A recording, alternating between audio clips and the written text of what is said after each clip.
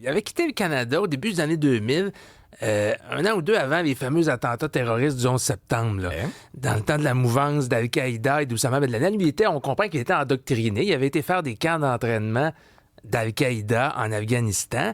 Et c'est là qu'il avait rencontré Oussama Ben Laden lui-même, avait assisté à certaines de ses prêches, de ses enseignements. Il avait même partagé un repas avec lui. Là. Donc, on comprend qu'il avait une grande admiration pour le leader d'Al-Qaïda.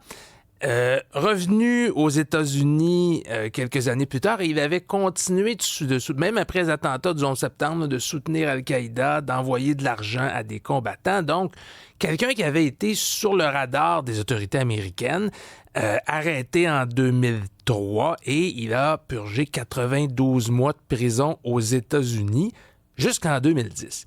Et là, Alexandre, en 2010, les États-Unis, il a fini de purger sa peine, il le libère. On ne veut pas garder au pays un gars qui a été reconnu coupable d'activités terroristes, donc on le met dans le premier avion, puis on dit, retourne d'où tu viens, retourne au Canada. Donc, c'est à ce moment-là que Mohamed Abdullah Warsam revient au Canada. Mais comment ça se fait que entre 2010 et là, refait surface en 2025, en juin, comment ça se fait que ce gars-là a passé 15 ans sous le radar?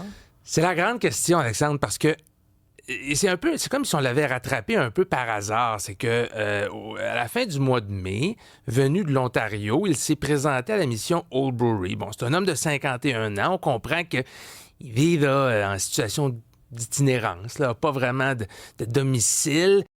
Cube, aussi disponible sur YouTube.